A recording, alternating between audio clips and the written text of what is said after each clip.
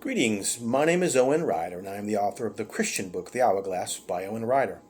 Many an adult, including adult Christians, have unfortunately experienced the adult aftermath of a childhood lived under some form of psychological, emotional, and even physical trauma.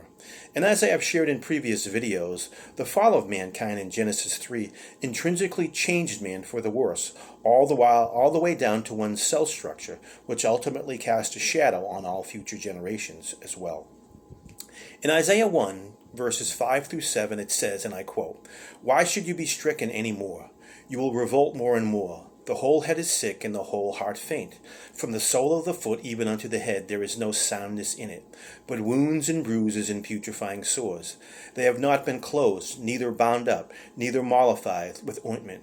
Your country is desolate, your cities are burned with fire. Your land, strangers devour it in your presence, and it is desolate, as overthrown by strangers." End quote. With the onset of the fall in Genesis 3, God would nevertheless not abandon man, and thus initiate the long-term process of redemption, beginning with the patriarch Abraham, through whom God would call out a physical people, the Jews, as well as a spiritual people of faith, the Christians, and through extraordinary circumstances, beginning in the book of Exodus, he would raise up Moses, through whom we would receive the Ten Commandments. The significance of the Ten Commandments was not only that they originated with God, but that they gave us a sense of God's character and what he thus expected from those he created.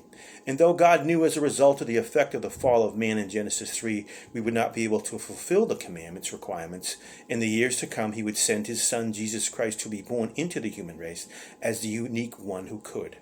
That fact is where we can find the unique relationship between the Old Testament law and its commandments and the gospel of grace in the ever-important realm of favor it reveals sin-cursed man.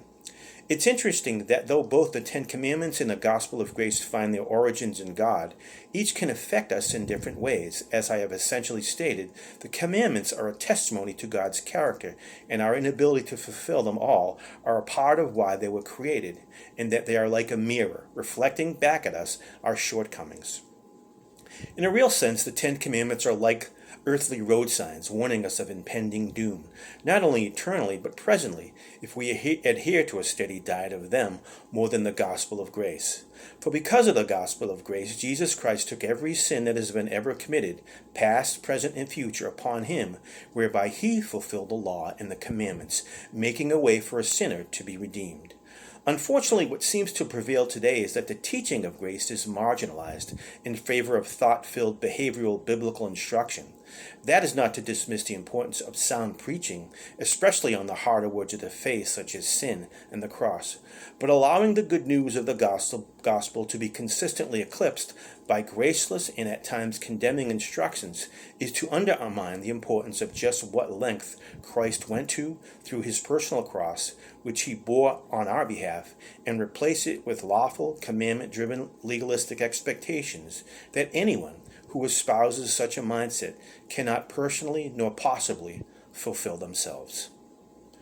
My name is Owen Ryder. Thanks for listening.